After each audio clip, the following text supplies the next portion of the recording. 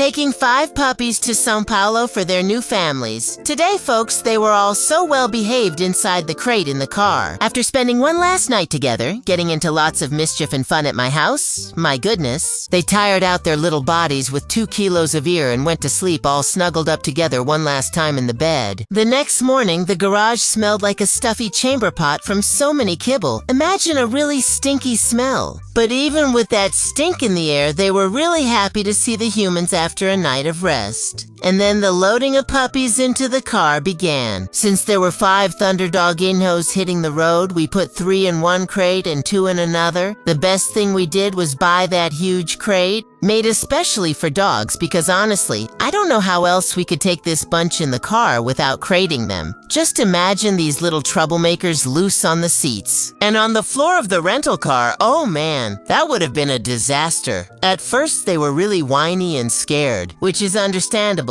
After all, they were locked up and they're used to running free on the terrace at the rescue home. We tied the boxes up really tight and left the car's air conditioning nice and cold just to make sure they wouldn't feel hot. And we even put a really dark window tint on the rental car window so the sun wouldn't hit them on the way. The 2 chubby ones who were in the trunk, it looked like it was really cramped back there. But there was actually plenty of space on the sides. During the first few minutes of the trip, Sheila Fiapo de Manga cried so much it made the humans' ears hurt. But after about 5 minutes, she stopped. The others didn't make a sound once the car started moving. During the 4 hours on the road, they were really calm. Honestly, Mamacita raised these kids really well. They're really ready for the world, you know? And of course, the little Focaricos. They were wearing the Thunderdogs t-shirt. Click the link in my bio and get yours now, my dear. And then, they finally arrived at the mall, which would be the meeting point with the adopters. God is so good, he prepared a perfect little spot for us, right at the entrance of the mall. And there was even space on the side for us to gather with everyone. And then the new families started arriving to pick up their newest babies and best 4-legged friends. It was fantastic to meet these wonderful people.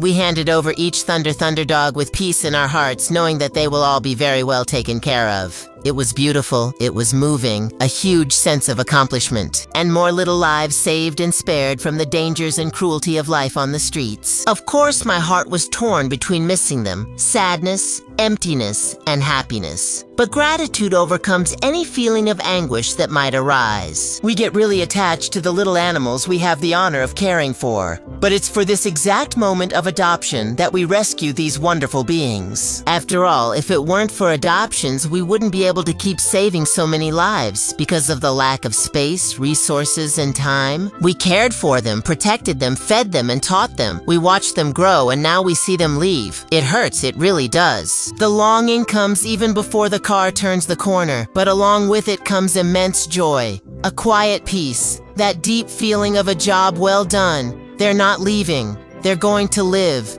to a home full of love, to a lap that's just for them, to a life that was always meant for them. Giving puppies up for adoption is living through this mix of feelings that only those who rescue understand. It's crying because you miss them and smiling with pride at the same time. And in the end, when your heart settles, the most beautiful certainty of all remains. Our mission with them was accomplished.